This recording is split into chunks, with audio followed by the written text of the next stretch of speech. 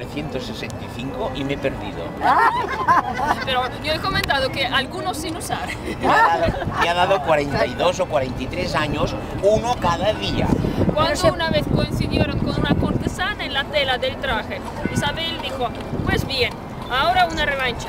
Para la fiesta siguiente ordenó decorar los sillones y sofás del salón con esta tela de este traje. La pobre cortesana, al llegar otra vez más para la fiesta, se perdió en el sofá porque era de la misma tela.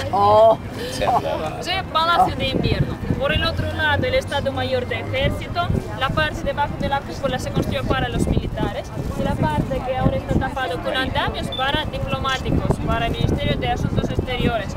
Ahora esta parte pertenece al Hermitage, están haciendo reparaciones para colocar aquí algo de la colección del museo. Detrás de este arco que lleva una carroza de Victoria, que es de la avenida Nevsky, hemos visto este arco de la parte de la avenida principal. La carroza simboliza la victoria de Rusia en la guerra contra Napoleón, en la guerra de 1812. Y este mismo significado tiene la columna de Alejandro.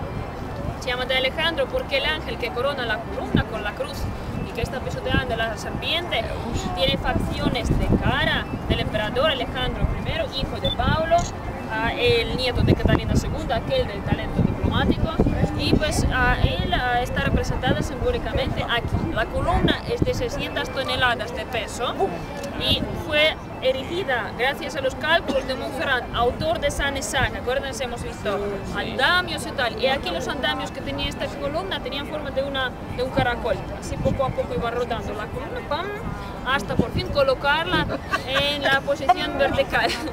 No está ni atada, ni encastrada, ni pegada, de ninguna manera unida al pedestal. El pedestal se termina por las figuras de águilas encima que de esta columna monolítica. Tardaron 100 minutos, ni 99,